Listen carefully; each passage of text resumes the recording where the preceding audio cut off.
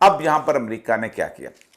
امریکہ نے یہ کیا کہ انڈیا کو کہا کہ ایک فاسٹ فلیگ آپریشن کی صورتحال سے آگے بڑھو، اور اس میں اسرائیلی لابی شامل تھی۔ لیکن پاکستان میں کو جو پہلا دن تھا نا،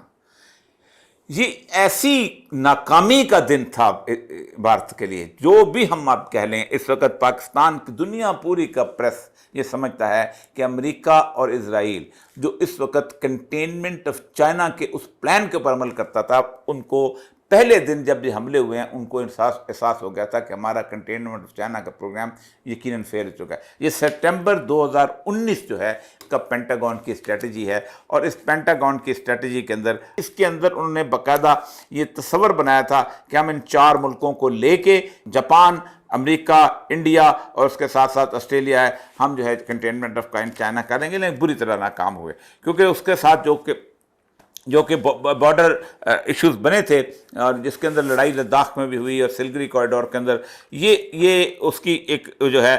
یہ بیفلٹ سینٹر کی جو رپورٹ ہے، انہوں نے یہ جو نقشہ اس کا دیا ہے، اس کے اوپر اس چائنا اور انڈیا کا، اس نقشے سے اندازہ ہوتا ہے، یہ جو نقشہ، اس نقشے سے اندازہ ہوتا ہے کہ اتنا ٹف ٹرین تھا کہ اس کے اندر انڈین سپاہیوں کا آگے بڑھنا بغیر کسی سپورٹ کے بہت مشکل تھا۔ اس لیے پاکستان کا انتخاب کیا گیا کہ یہاں پر ہم آ کے ایک زمین کو گرم کریں گے، اور یہاں